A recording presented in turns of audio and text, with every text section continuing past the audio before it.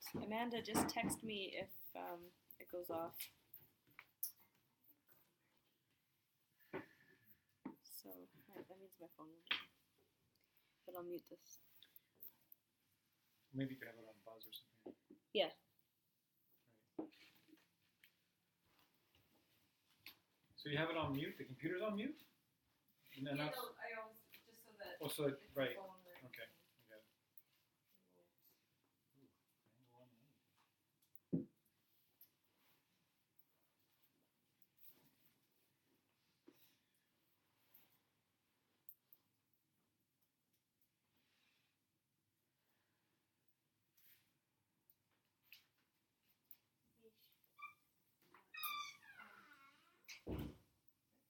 Do you want it? No.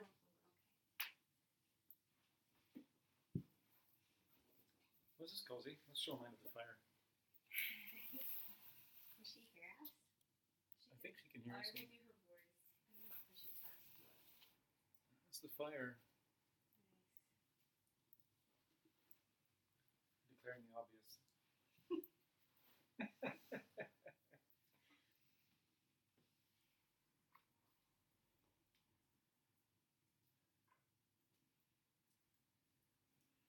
So how's everyone doing?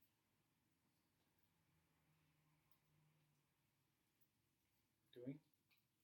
Going? Good. So we're at the last class of this course. We made it. Well, we haven't made it yet. this one might be my undoing. I'm afraid of this one.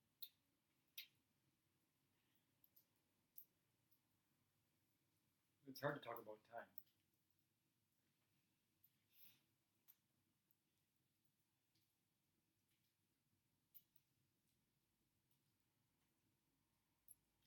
So let's start. Sharon, can you lead the prayers today?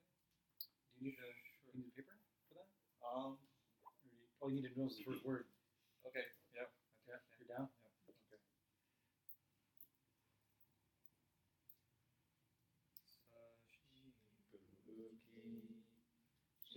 Shing mei to Ram ri rabling shi yan dei gan padi san gei shing du mi te uwa gi dro gunanda shing ma chu pa sho yan guru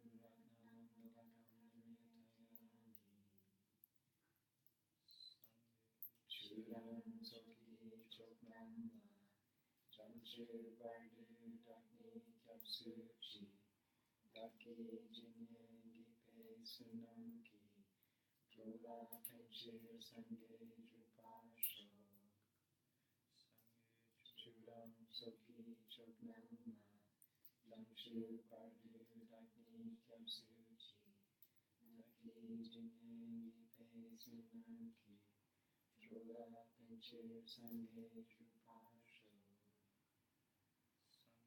Churam Soki Choknamba Jamshir Bardu Dakni Kyarsuchi Daki Jinyengi Pe Sunamki Drola Pinchir Sanghe Drupasho. We'll do a little meditation.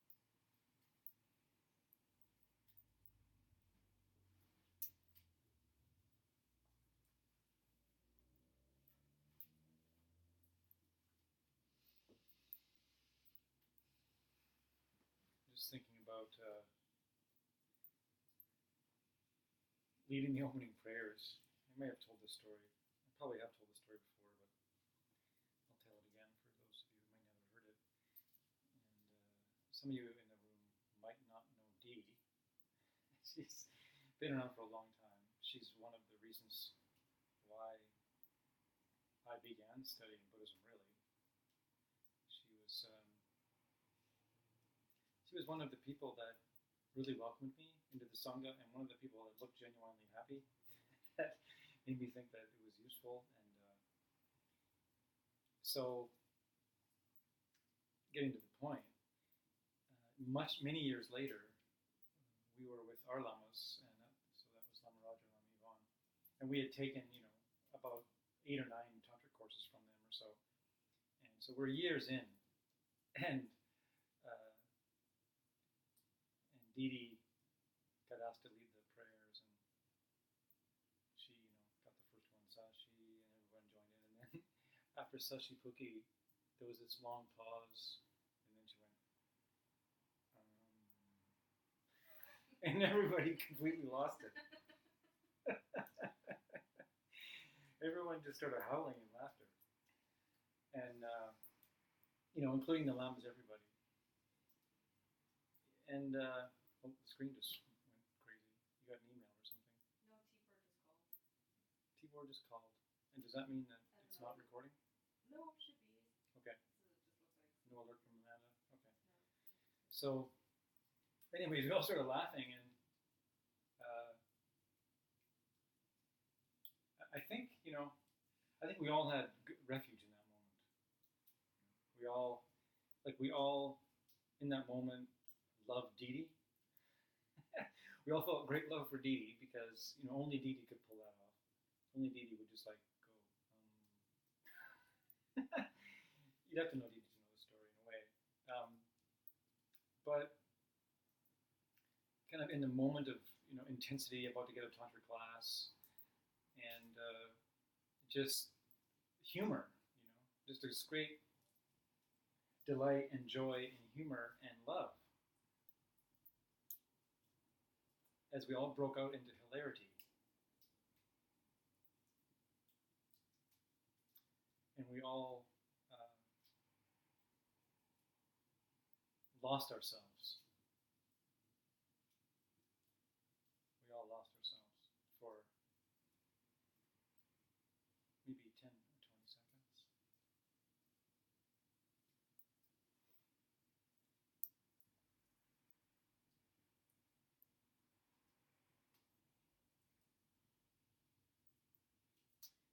So, in your mind, as you sit and meditate,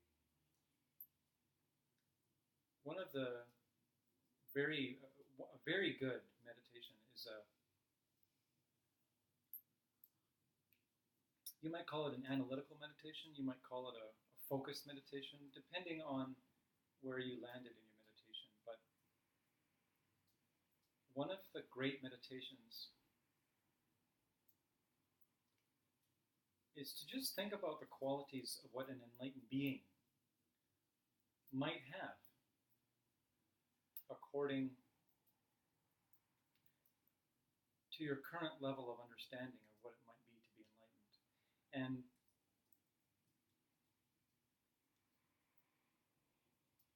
that's going to be a changing thing.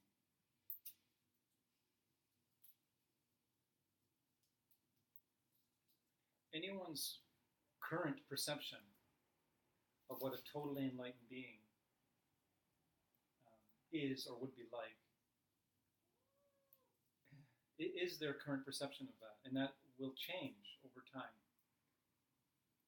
Because we go from not even having the idea of a totally enlightened being to then beginning to entertain the thought of there being such thing as an enlightened being, to then entertaining, could I become that, or what are the qualities? So focusing the mind on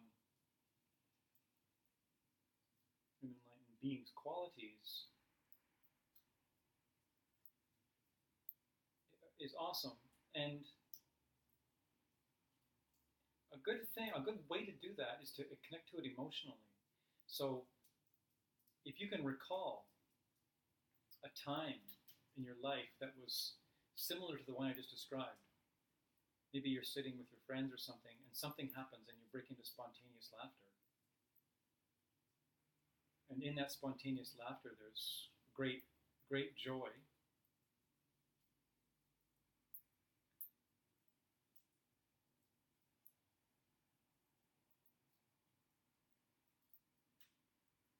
Which often is co-joined with great love, which you may not be aware of at the time.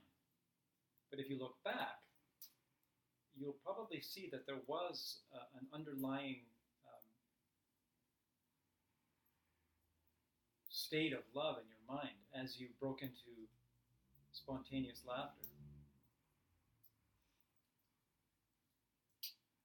So just think of the mind of a totally enlightened Buddha, the state of joy, the state of humor, the state of bliss.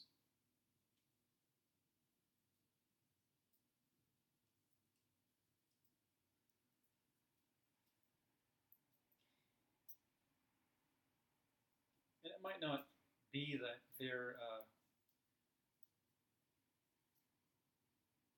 in a constant state of hilarity so that they can't function, their body can't function in the world. But maybe that force, that underlying force of that joy is inside them, just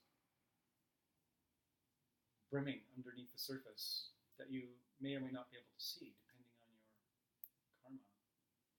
And a lot of times your mood, which is the same thing.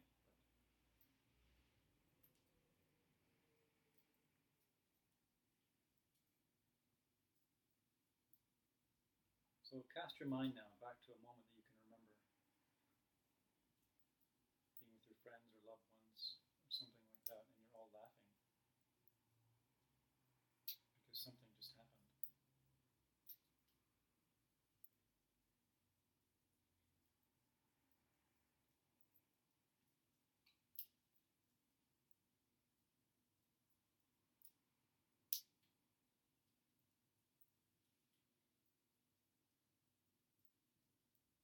And then you can use that moment, you can sort of remove yourself from that moment and look at it as an observer, and then you start your analytical meditation. Okay, what was so beautiful about that moment? And then you can go over, well, how much self was there? How much were you focused on me? Or was that just blown away at that time?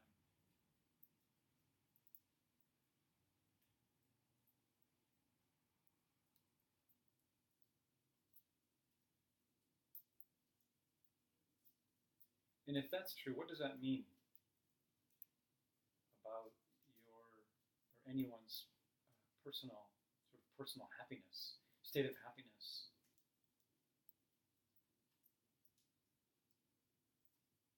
And is it possible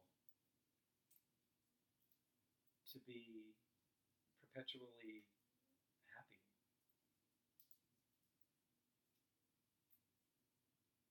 If there's a me there that's equating its happiness with its opinion of what the world is giving it or not giving it.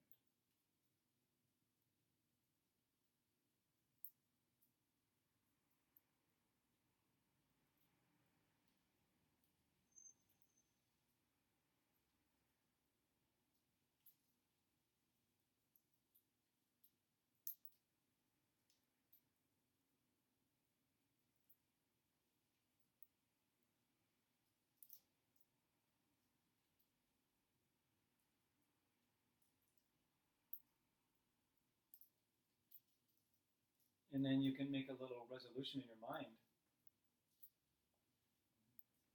some kind of promise to yourself that you'll try and be watchful for when that kind of me arises in situations.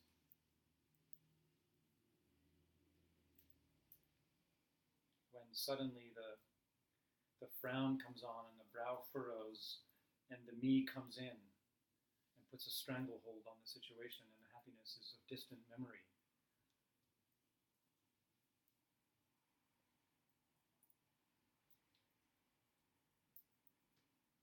A foreign idea.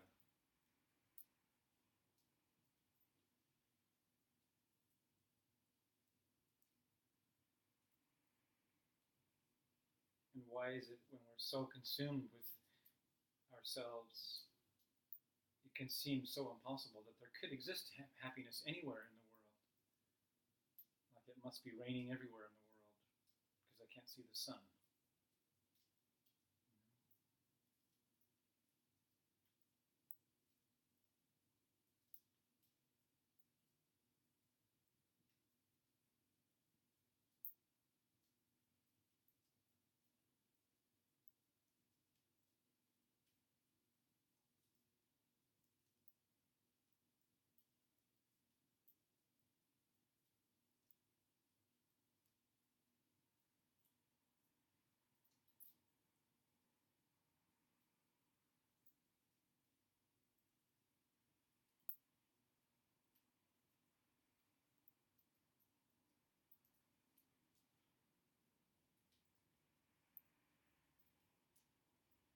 And maybe that's why can be so difficult to stay on the Buddhist path, because it says it's teaching the very things that it's teaching the very ideas that kind of self just doesn't want to do.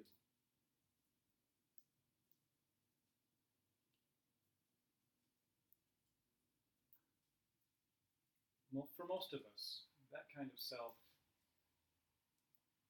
doesn't want to believe that generosity is the cause for abundance. Most of us have a self that would rather pine our things away and hoard our things, because that's how we know we have them. That's how we can tally up our happiness with stuff like that.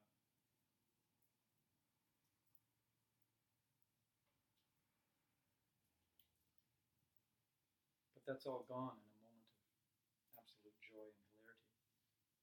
It doesn't even exist in that moment. It's been blown apart by joy.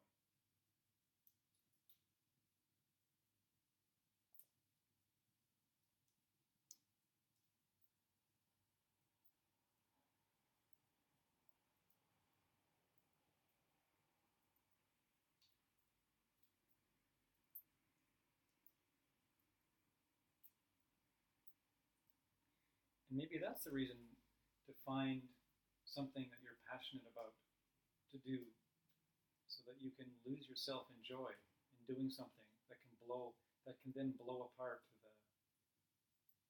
obstructing self that wants to put an end to all of that.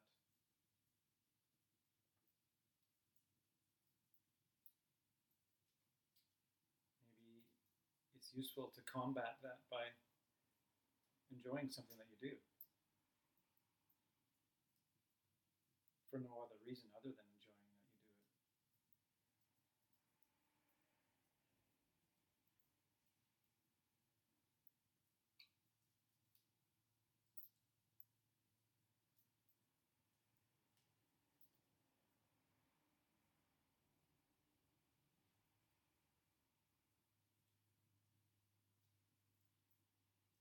Now let's wrap up by doing a little dedication of this meditation.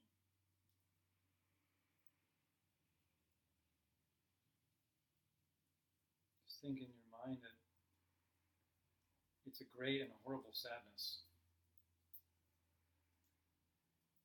that there are so many beings that are lost.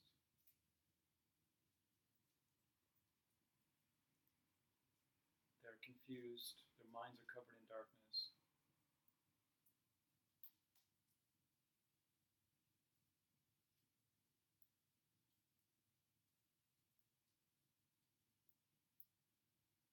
Many people, they don't feel like there's any hope. They don't feel like they have any power to change anything.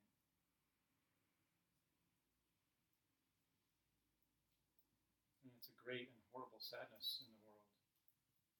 So dedicate your meditation and any efforts that you do to brighten your own mind and elevate your mind to the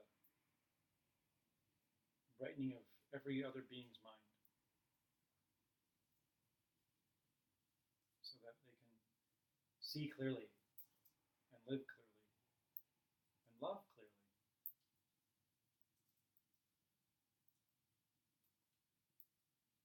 Without some, expected result.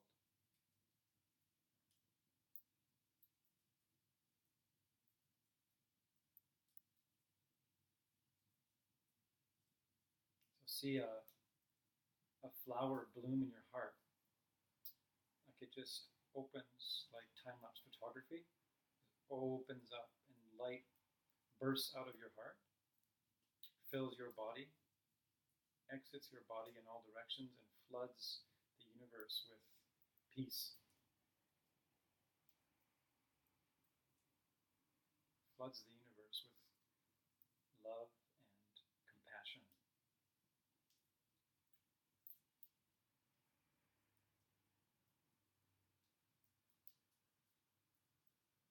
melting the hearts of all resistant hearts.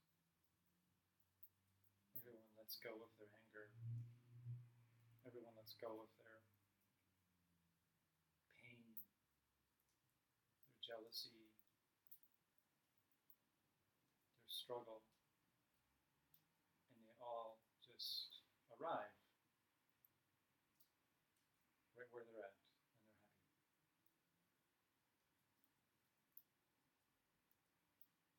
And allow the light to withdraw back into your heart. And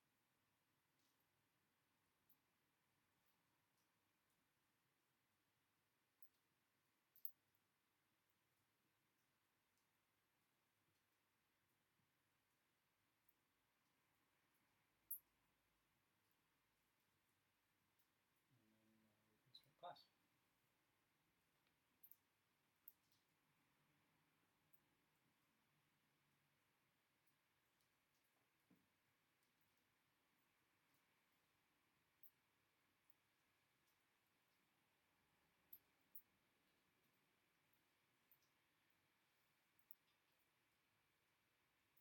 So, yeah, I mean, anytime that you have the time to sit down, and sometimes it's not. We don't want to just meditate on the breath, or we don't want to follow a certain standard meditation, or we just want something new. Don't be afraid to sit down and just explore ideas in your mind. Just sit down and contemplate the nature of an enlightened being's mind, or the nature of joy. Like, what is joy? Why is it helpful? What is the power of joy? Or what's in the way of me living fully in joy? What's in the way of others living fully in joy? There's countless like lists of Buddhist meditations that you can do that are like official Buddhist meditations.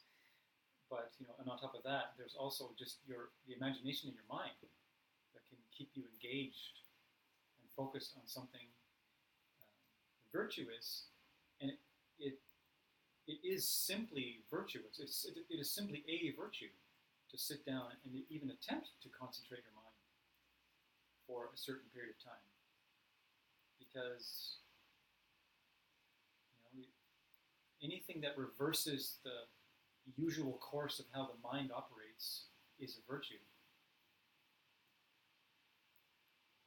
because for the most part our minds are being pulled.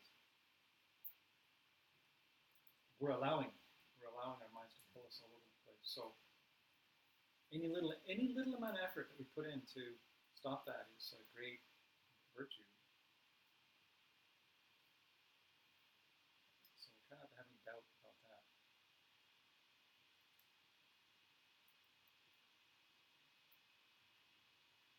All right. So I'm going to bravely attempt to finish this class tonight, which we are going to finish. There's no option. We're finishing it.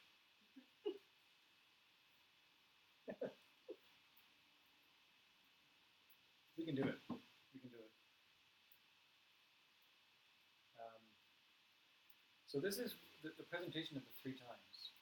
Okay, what are the 3 times? Past, present, and future. And this presentation of the 3 times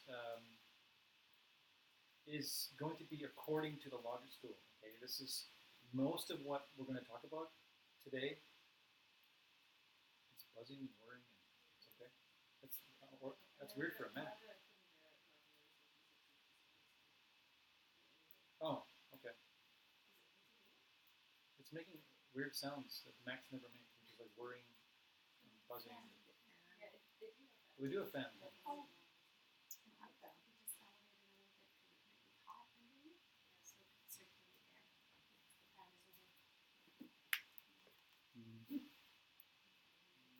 Some sort of platform or something.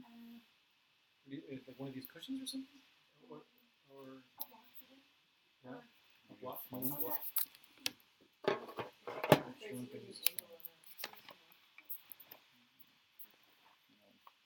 It's stable.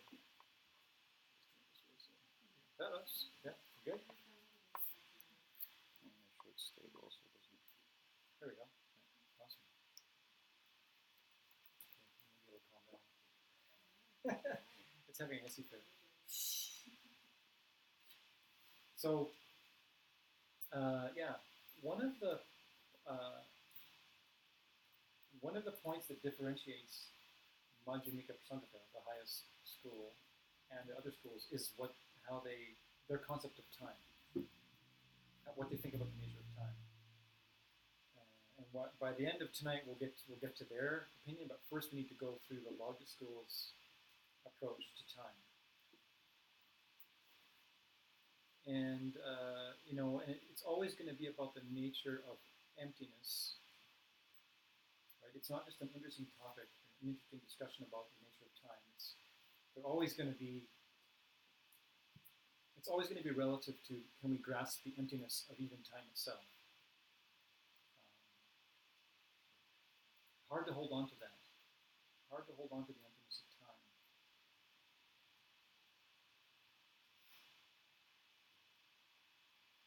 It was one of my favorite meditations it still is one of my favorite meditations. But when I was at Bentman Mountain for the half year that I was there, I did meditate on time quite a bit when I was there, because I just got fascinated by the whole idea of it.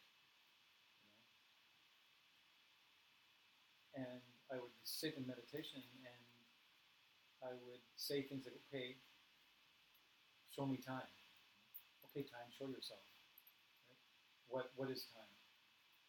And this is kind of what I'm saying, is you can be courageous and like adventurous, flirt with danger in your meditations, and just like, okay, can I feel time?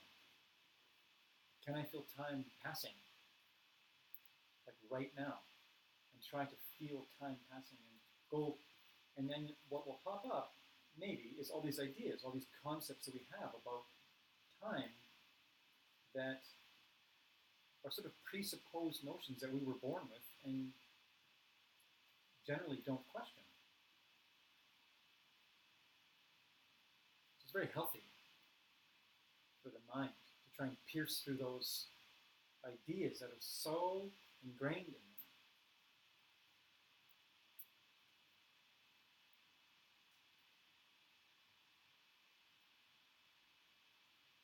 So the school tonight is a Sutrist school, which is the higher of the two Hinayana schools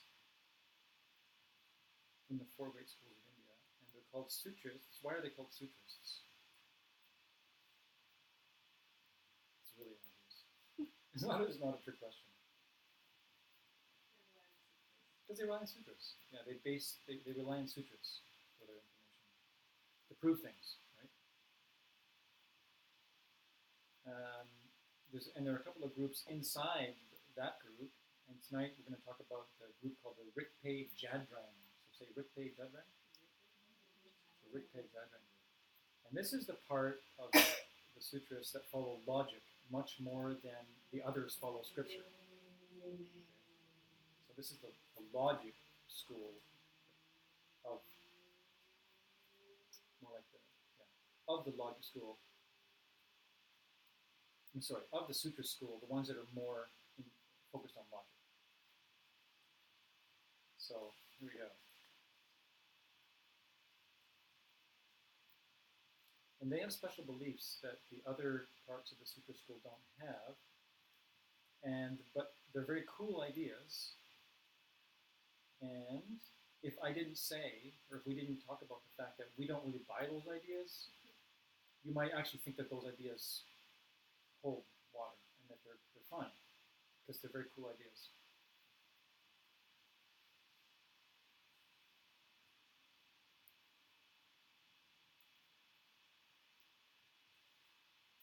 So, what does this school give as a definition of the past and of the future? So the future to them is not yet come. Okay, so this is kind of a trick question. You're going to have to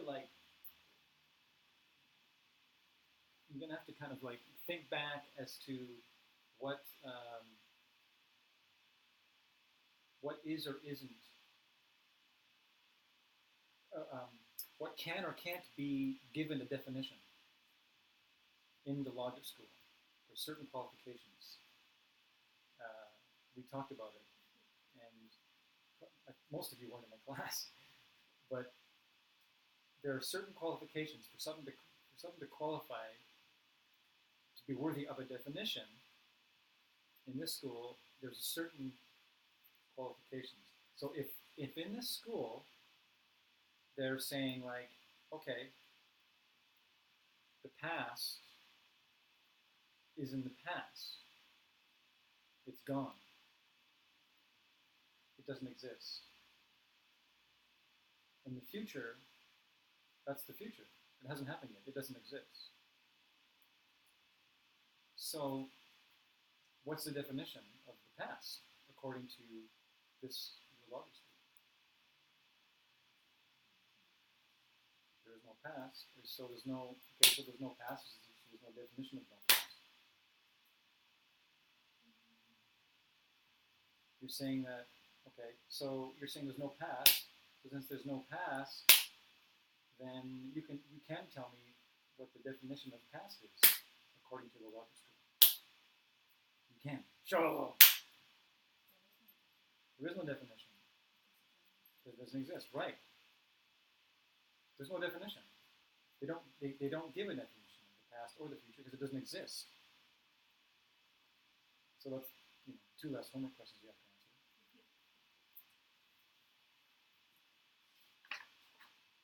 So where does that leave us? We need definitions and labels in order to function in this world, right? So how can we define it?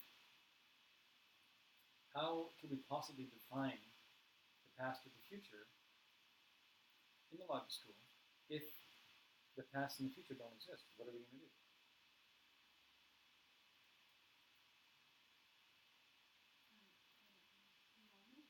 The moment. Right. Something about the moment. What moment? Now.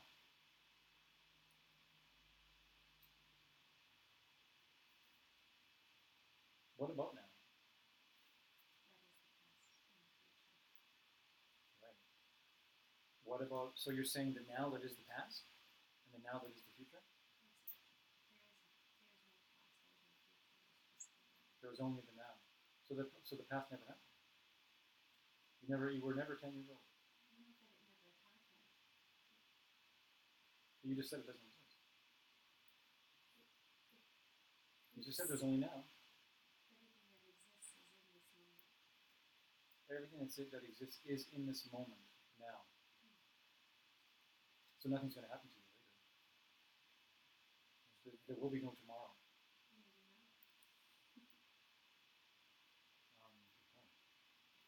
Is there room for like impermanence in this? Is there room for impermanence? Like in what we're talking about, because it seems to me that impermanence is what gives rise to the illusion of past and future. Yes. Yeah. The illusion would have to be relative to impermanence, that's for sure. Nina was getting there.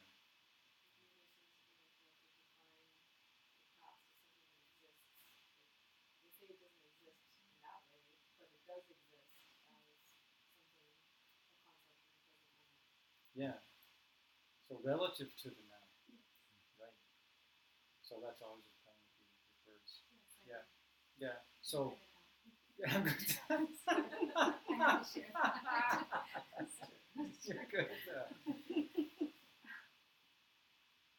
Yeah. Well, once you get 18 of these courses under your belt,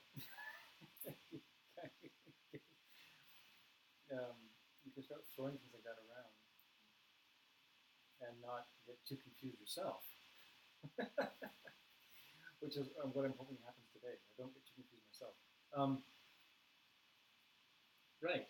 In a non-relative sense, in the absolute sense, the future doesn't exist yet, and the past has already happened, so it's gone. But we can establish a past or a future relative to a current object. So what they use is an object. So it's easier for us. They use an example And of course, what is always the classic example? What's that? A water pitcher. A water pitcher, yeah.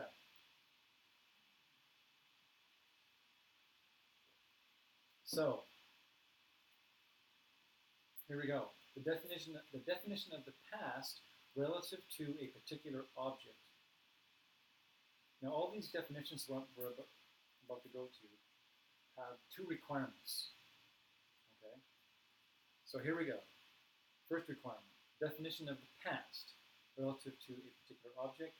Today we're using a water pitcher.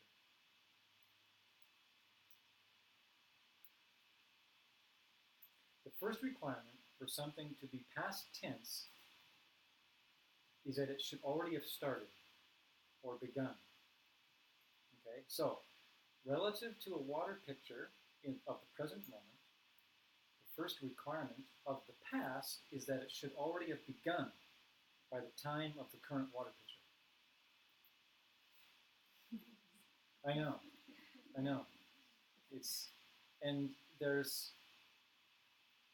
And I thought a lot about this today, about why would I do this to everybody? And why are they doing it to us? For specifically, I think what that face you made is because it has a certain flavor of taking the mind to a very unusual place, because our minds like to haunt usual places, right? Our minds love to just haunt. We're like ghosts. We like haunt the usual locations. And it always feels weird when someone says something like what I just said, because then it's all of a sudden it's this unusual place. Very good for emptiness. Very good for the study of emptiness, because that's about as unusual as you can get for the mind, right? The absence of something. All right. So that was the first requirement. The second requirement, by the time of the current water pitcher, it must have already stopped. So the past must have already started, and it must have already stopped. So, and that's, right? So now we have a reference point. So I'll say it in one big sentence, okay? The definition of the past relative to a water pitcher is that time which has already begun relative to the time of the current water pitcher, and which has already stopped by the time of the current water pitcher. And that is the definition of the past.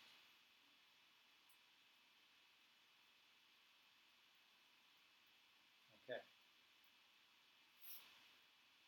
So now we're going to do the same thing for the present. Okay.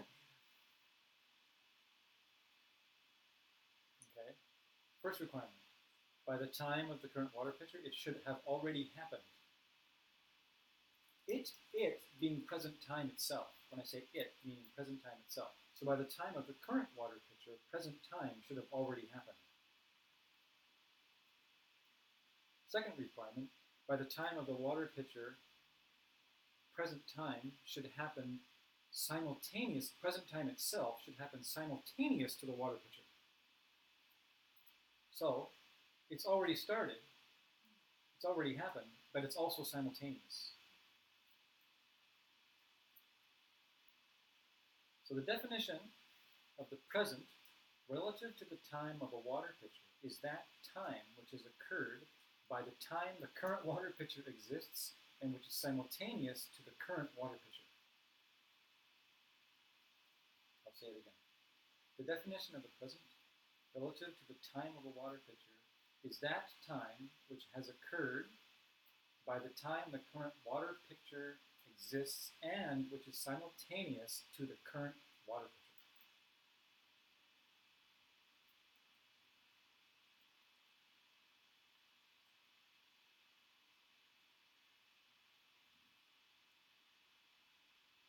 That's the present, which is a little bit confusing, I think, especially because they say has started, which sounds to me like the past. Right. Well, do you mean if you put the two together? the way you're describing it. Yeah. The way my mind sees it is Right. almost like a continuum. A continuum of the object. Of the object of like the water that's flowing, so it stops, but it doesn't really stop, it sort of continues in the present.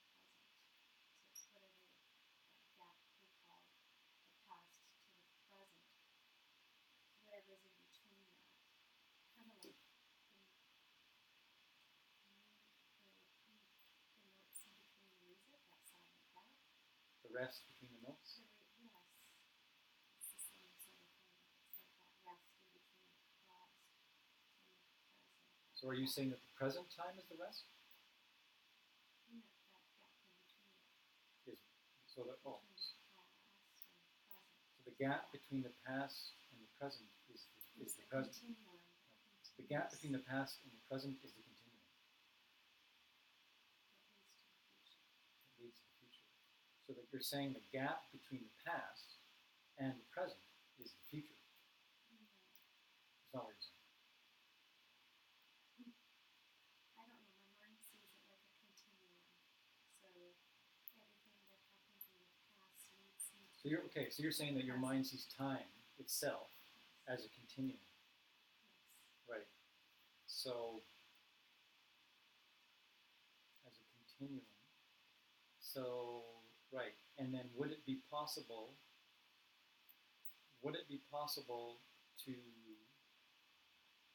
experience or have a perception of that as a continuum without an object? Yes, if we remove ourselves from. Okay, so you're saying that the continuum of time could be perceived without anything relative to the continuum. That is too abstract for me. So you're saying, so what you just said is you could experience the continuum of time. Your mind could label the mind as a continuum without it being relative to an object that it sees But aren't you seeing the continuum? Do I see the continuum? No. How are you seeing the Well, continuum then? How are you having a? So are you saying then that the continuum is not a mental image?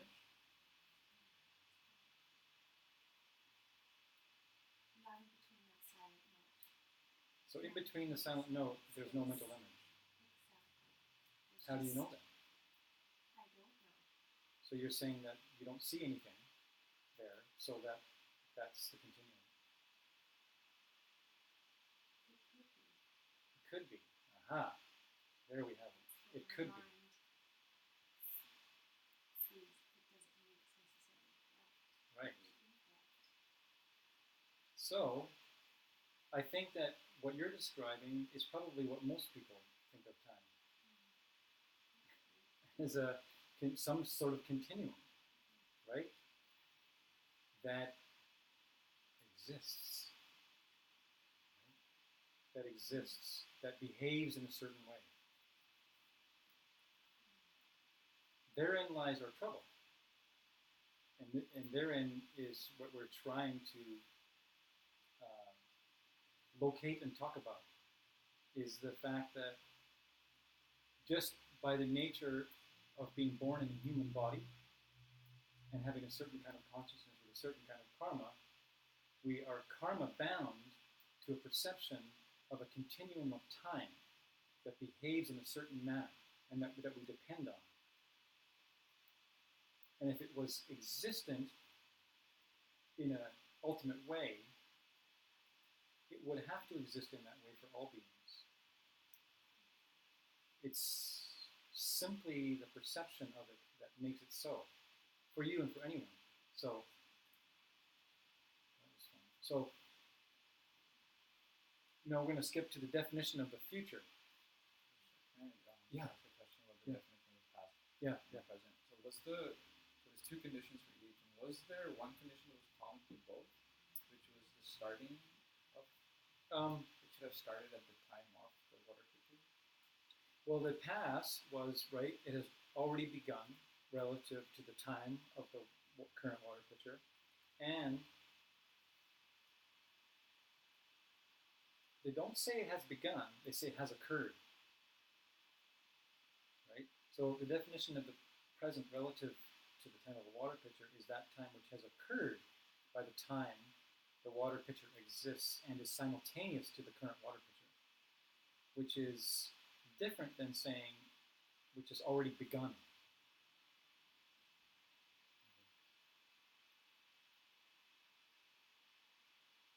But it's very close to being the same thing. It's very subtle and tricky.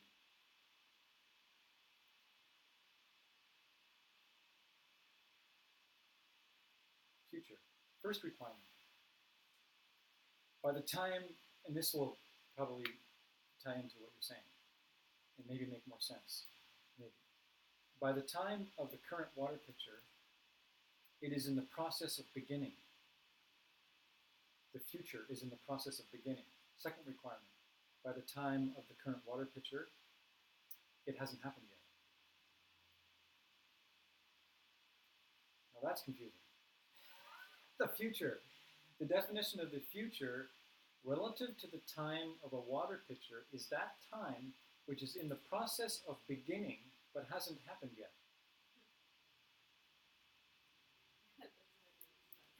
Right. Right. So it's like this potential. It feels to me like a potentiality, like a potential for something to be. Right? It's in the process of beginning, but it hasn't happened yet. It's the future.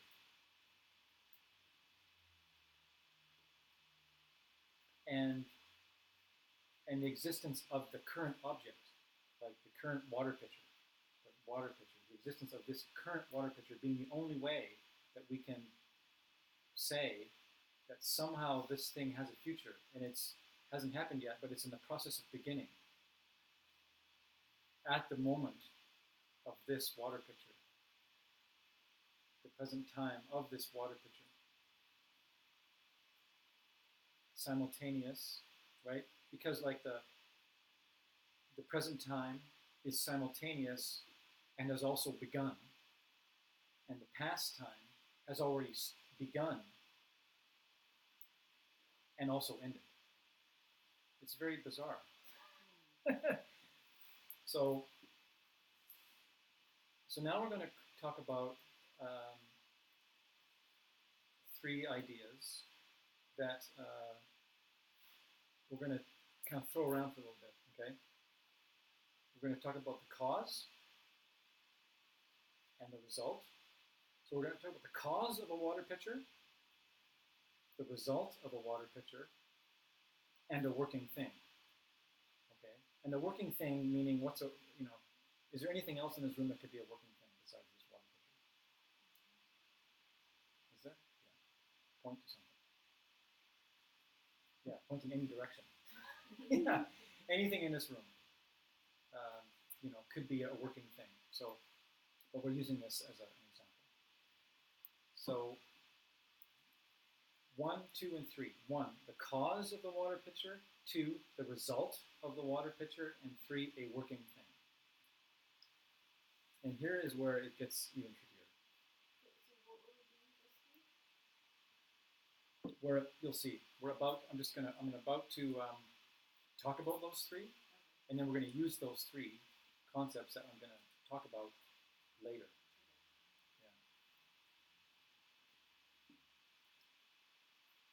Yeah. Is the cause of the water pitcher present, past, or future? Cause of the water pitcher. Is it past, present, or future? Pardon? Just generally. Cause. You're saying in the present. Tell me why it has to be in the present.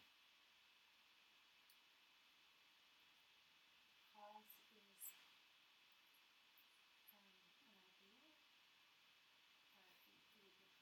an idea to create. So you're saying that the creation of this object is happening right now in the present. The thought of that concept of. Okay, so you're saying, so you're taking it away from the object itself and talking about the mental image. So you're saying the mental image is happening in this moment, which is the cause of anyone perceiving it as this object, which is happening in the now. So then the cause is in the present,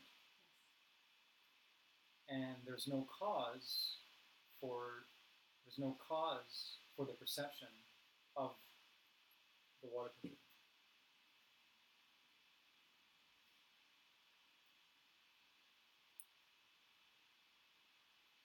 If the cause of the water pitcher is in the present, and the cause is a mental image, and the cause is in the now, what could have possibly started the mental image? Karma. So the karma.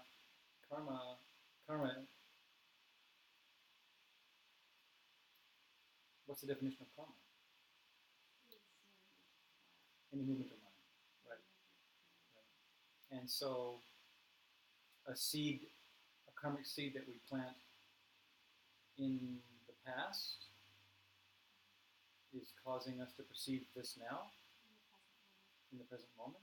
So then can we still say that the cause of the cup is in the present moment? If the cause of seeing the cup in the present moment is coming from a past deed? Actually, you're right. You're right that in this school, in the logic school that we're in, they say that the cause of the water pitcher has to be in the present, but not for the reasons that you say.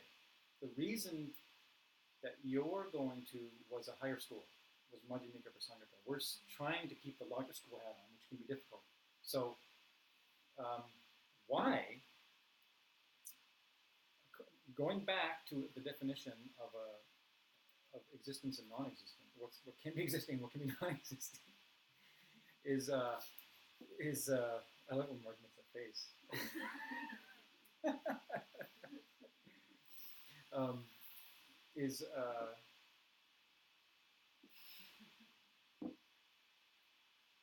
lost now. Okay. So in this school, it has to be present because in this school, the past doesn't exist anymore. So how can a cause exist? Because for them, the past doesn't exist. So they can't say that the cause is in the past. Because for them, the past doesn't exist. Right? It's gone. It's already done its thing.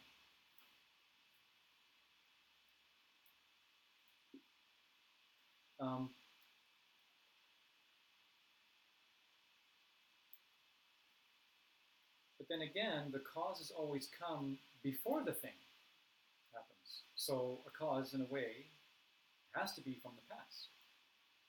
Especially if we're talking about the current moment of the water pitcher. So I'll try and say it. Okay, so the cause. So here's how we can think about it. Okay, the cause of the water pitcher. This is a present object. We can say the cause of the current water pitcher exists in the present as a thing which is past. We can say the cause of the current water pitcher exists in the present as a thing which is past, because we have this point of reference, because we're using this as a point of reference. It doesn't exist, but we can point to it and say, okay, something caused this, and it happened before. Because we can have this object, right, to rely on.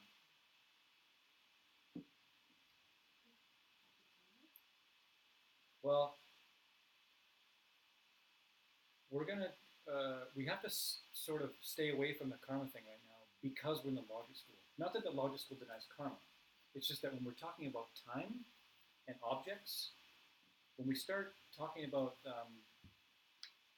karma being the causes of perceptions and things like that, then we're jumping up to Madhyamika Prasangata. Higher schools then. So we can always say karma. But for our purposes, we're going to try and stick to the logic school's presentation. How about the result of the water pitcher? Is it, after everything that we just went through, is that also a present object, or is that a future object, or is it a past object?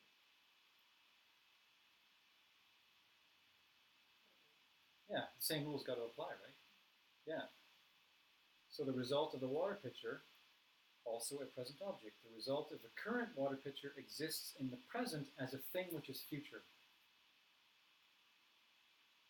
Whatever result this cup is going to bring about exists in the present as a thing which is in the future.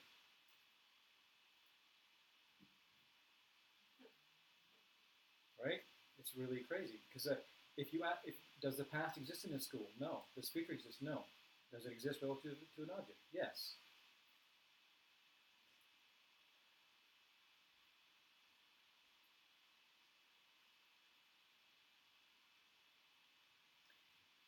So, how about a working thing? Is a working thing a present time object? Or is it a past time or future time object? Right? Just a working thing. Any old working thing. This cup, is it in the present time or is it in past time? Present time, right? It's doing something, it better be in the now. It better be here, right?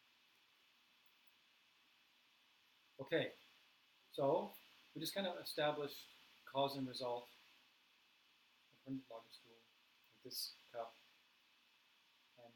and this cup being a working thing. So now we're going to go over some choices of how one of those three choices is going to fit in to one of the things that I'm going to say.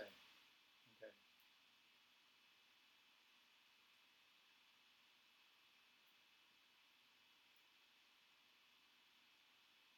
Our three choices are cause of the water pitcher, result of the water pitcher, or working thing.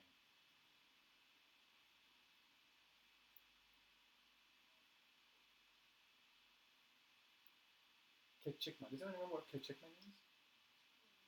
Kichikma? It was the logical, a type of logical statement.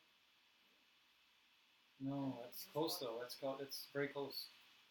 Close to the same word. Kichikma is something that's instantaneously changing. Right? Something that's changing from moment to moment. Which is all working things, right? So if I said, out of the three choices, cause for the water pitcher, result of the water pitcher, or working thing, if I said, okay, something that only lasts for a moment, something that instantaneously changing, which one of those three fits that sentence? Cause of the pitcher, result of the water pitcher, or working thing? Working thing. Yeah, a working thing.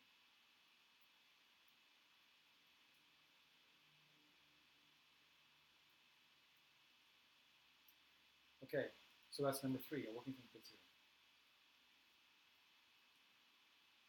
All right, getting a little bit harder now, I think. That which is in the act of beginning,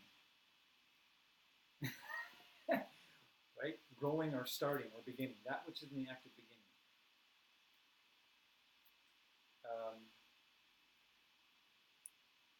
That which is in the process of beginning, it didn't happen yet. That's a clue.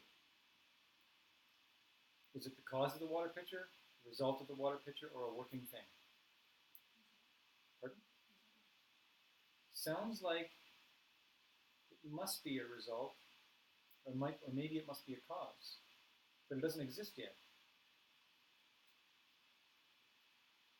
That being the big clue. It's a trick question.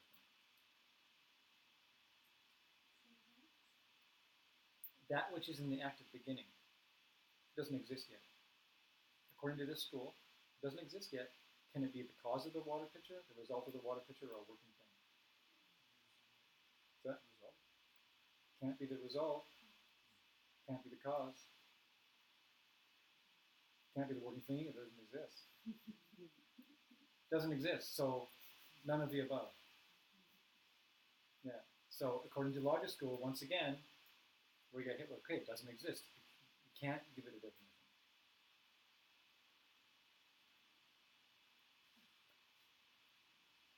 It's like, what does it?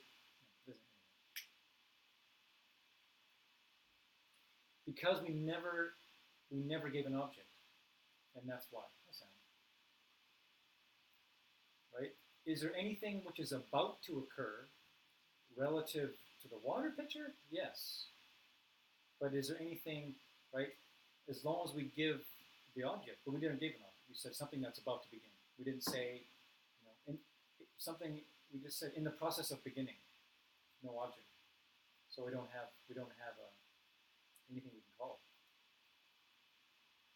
All right. This one's a little easier, I think.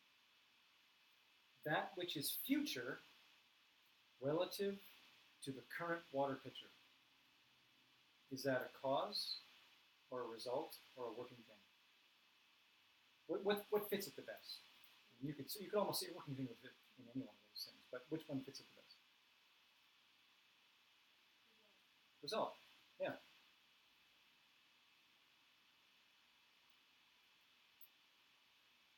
Okay.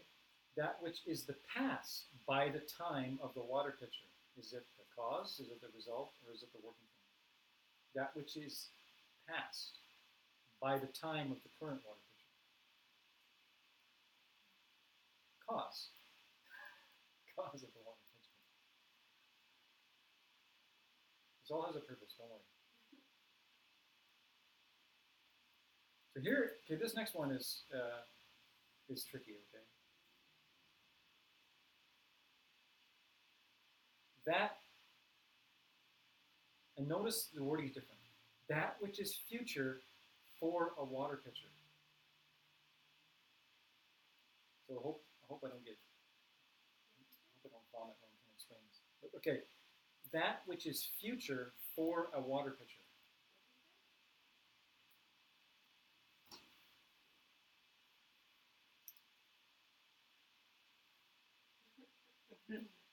No, not a working thing. Okay, but notice how we are not using the term relative. And this isn't a trick where it's going to be none of them. It's going to be one of them. Okay, I promise you that. I won't do the thing like at the end of the movie. It was all a dream. And you got your home all pissed off because the director just like bailed out at the end.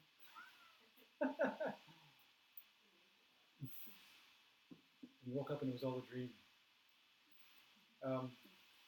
Okay, so notice we are not using the term relative to a current water pitcher. That might be a big clue here. That which is future for a water pitcher. So, the text clearly says, the cause of the water pitcher is future for a water pitcher.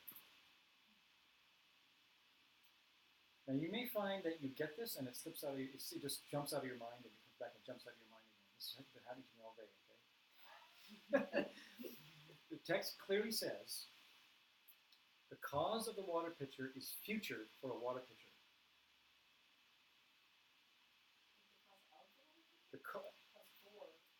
The cause of the water pitcher is future for a water pitcher. It's all in the wording, okay? Because it just says future for a water pitcher in Tibetan. And it fits into the cause of a water pitcher. So when you study it deeply, you have to get into this feeling of relativity. And that's where the thing in your mind, you have to be relying on this relativity thing. Like, is the future coming towards you? Or is the future something that hasn't come yet? Or is the future something that you're moving through, and in a sense it already exists, and then it becomes the past? Right? And then the future becomes the past. And I think what's tricky about this is most of us automatically, maybe not, because in Madhyamika or Sangika, there's a sense like where they'll say the pitcher is the cause for the cause of the pitcher. The pitcher is the cause for the cause of the pitcher. and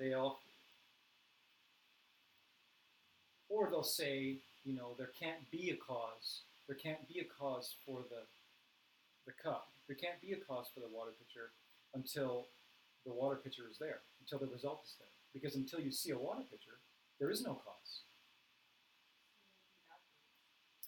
Right. Right? But we're not talking about that. You see, from that point of view, the cause of the water pitcher is future relative to the water pitcher. From that point of view.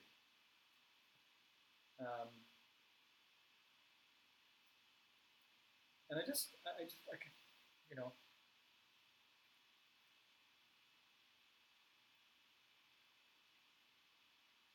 But that's Majjhimika Prasangika. You know how we're always talking in class about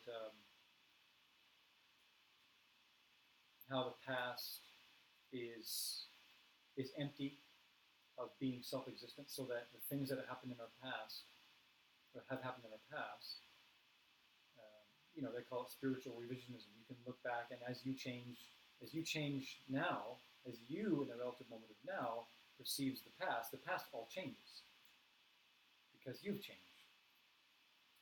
And we often talk in, like Arya Nagarjuna talks about, there's no result without a cause, no cause without a result. And it gets really tricky, because how can you say, there's a cause for the water pitcher happening if there's no water pitcher there? And how can you say there's a result without there being a result and without there being a cause? And what that allows for the play of dependent origination, but it allows for the play of karma and emptiness, so that we can talk about it relative to objects like a water pitcher, but if we want to talk about it in relative terms to our life, you could say there's no cause for Buddhahood until you're a Buddha. So in looking at it in that way, I kind of love this subject in a way, because it's so useful. Like,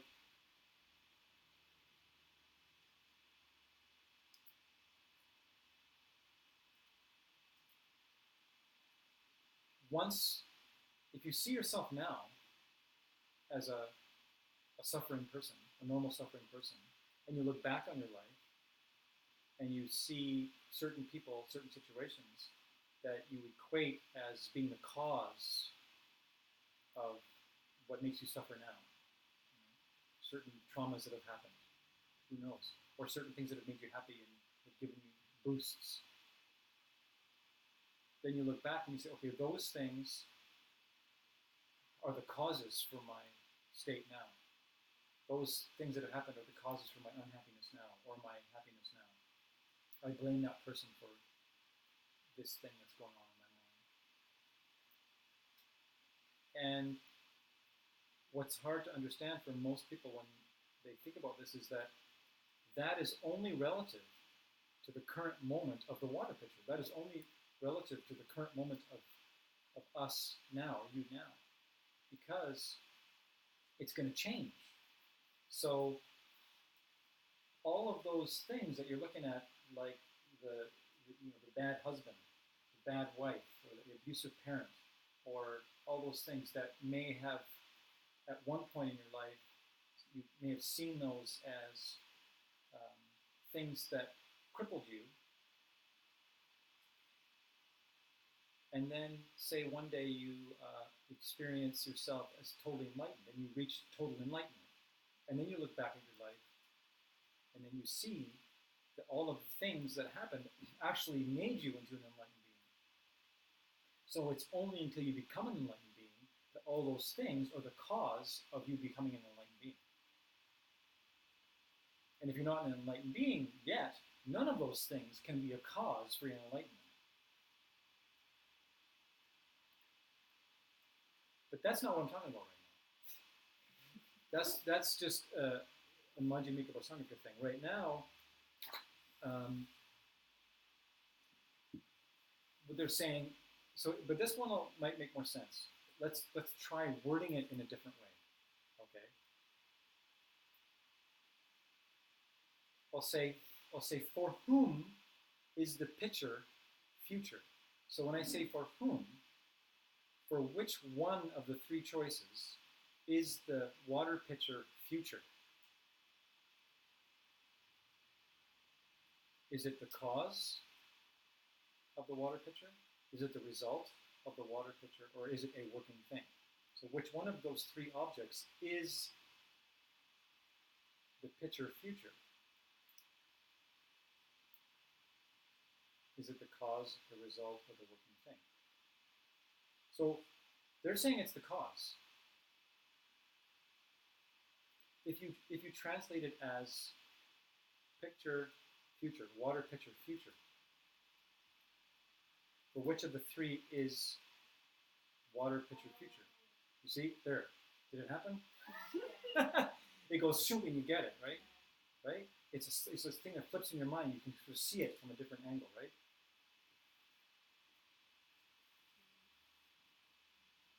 For whom is the pitcher future?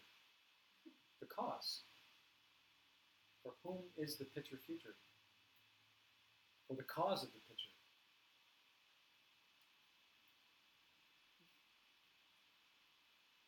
It's very strange. Right. It's very strange.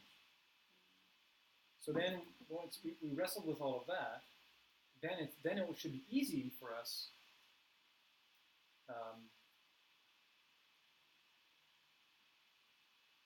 to talk about the next one. That which is passed for a water pitcher. So if I say, now I say pitcher passed, right? Instead of that which is passed for a water pitcher. So for whom is pitcher passed? The result. It's almost like you have to cast your mind into the future or the past of an object. It's very strange. So they're saying the result best describes that. Okay, that was the hard ones. Now we get one more. Easy, I think. Of the three, cause, result, or working thing, that which is in the act of being destroyed. An object which is in the act of being destroyed. Is that a working thing, a cause, or a result? Which best fits it? Yeah, it just describes a current thing because this object right now is in the act of being destroyed. It is, it's going out of existence right now.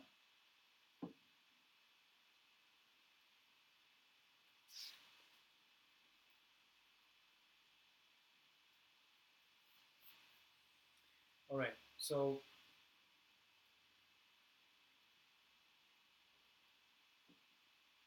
everyone okay for a second?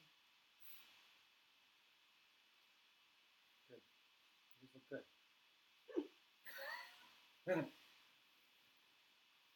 So we're going to do a little quick overview of what the higher Madhyamika Prasangika school says.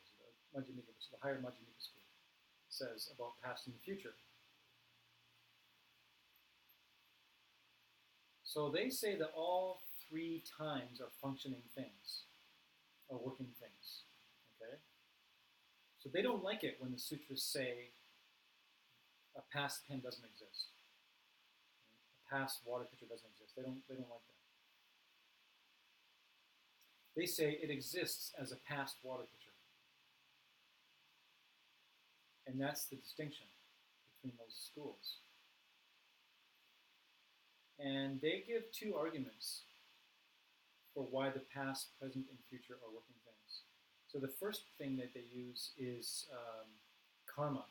They get into this fight because of karma. Because we need to know about the functionality of past, future, and present if we're going to talk about karma, because it's important to know how can a deed that I do today affect me 1,000 years from now? Right? Like why? Either it stops or it doesn't stop. And if it does stop, how can it do anything? This deed that I've done. Right? How can it affect me? And the different schools get into different arguments about how the karma is, how that karma works like that.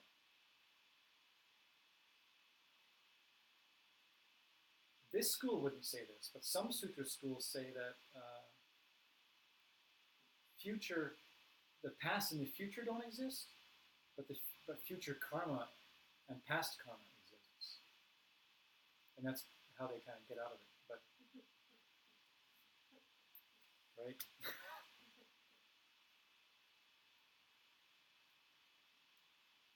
Some of them would say, when you commit a deed, it plants a buckchuck and goes in a certain place. So, all you Dharma heads in the room, where does mind only, well, the mind only school, which is the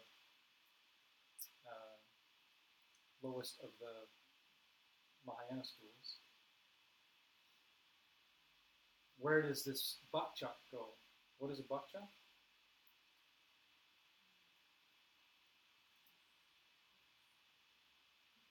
A seed, a mental seed, a karmic seed, a buckchuck. And I used to love saying, I got a buckchuck on my kunshi. Because what's a kunshi? The life is this foundation consciousness. I go, oh, I got a buckchuck on my kunshi.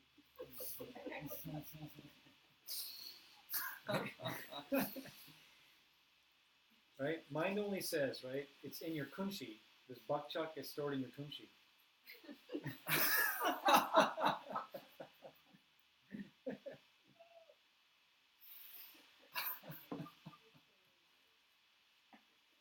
Right? Which according to mind only, is in another part of your mind. Right?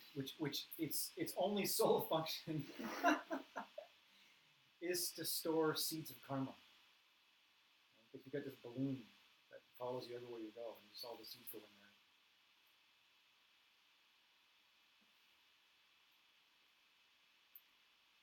So the original seed, the original deed is finished.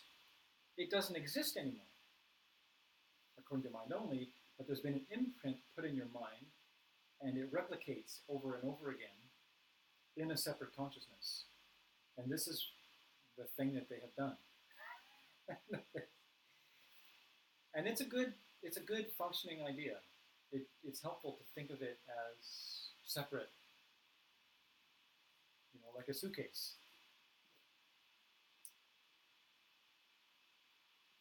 Who has a really good suitcase? Who's that? Mary Poppins? Right? Isn't Mary Poppins at the bottom of the suitcase? Yeah.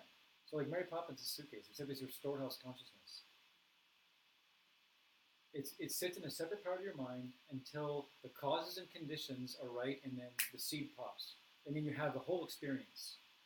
Your perception of yourself, your perception of the objects you see, all the emotions you're having about it, all happening from one seed that has been waiting for 1,000,000 years maybe to pop.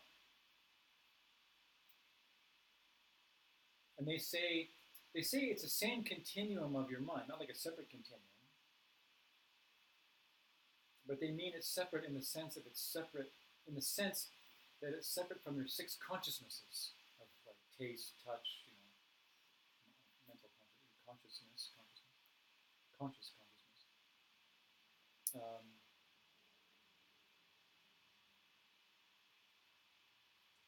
So you'll notice that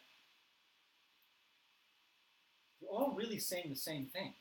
They're all really saying that karma is stored somewhere and travels. So in some way or another, you don't get to just get out of it, which is the important thing.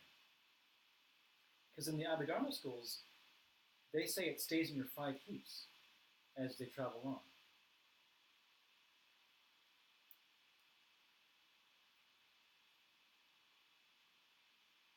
How is that different from mind only?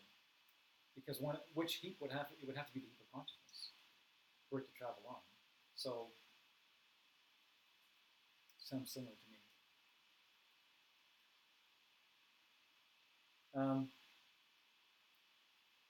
So the high school says, though, okay, they say when you commit a karma,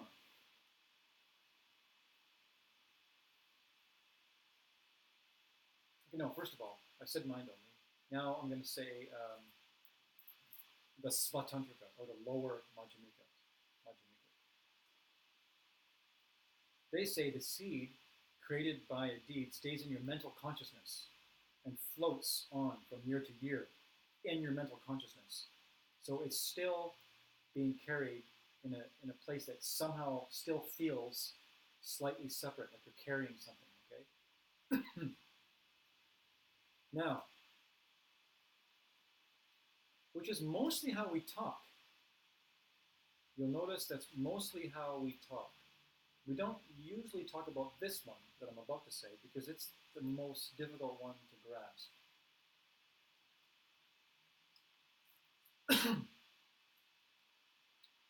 They don't stay in your mind stream. Okay? They stay in Nina, quote, in quotation marks. Right? They stay in Marge, in quotation marks. They stay in Sam, in quotation marks. Right?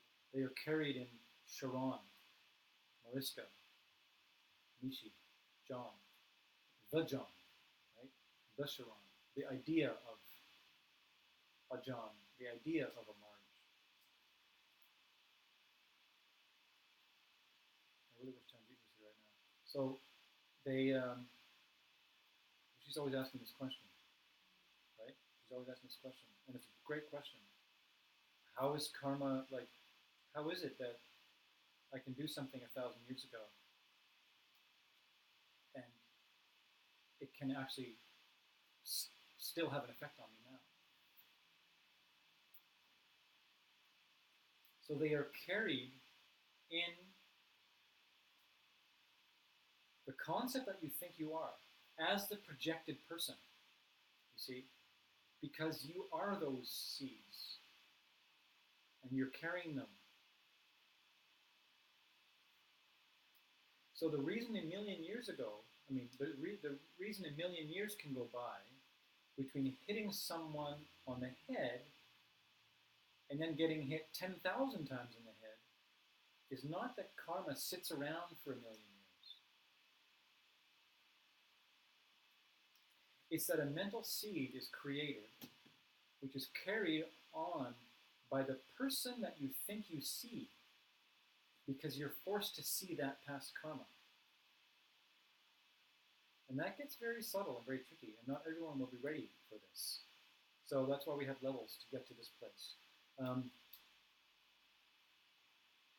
Like before we can get to the ultimate nature of ourselves, of how we exist, we start somewhere easier, like pens, separate objects, or things that carry seeds. A consciousness that carries a seed is easier to understand than, wait a second, this whole concept that I believe that I am, self-existently.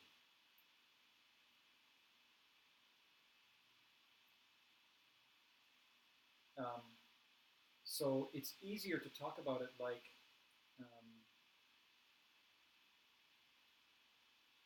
how things exist in regards to a water picture as a separate thing, right? Or like things that carry seeds, or a paradise, or a hell that is a destination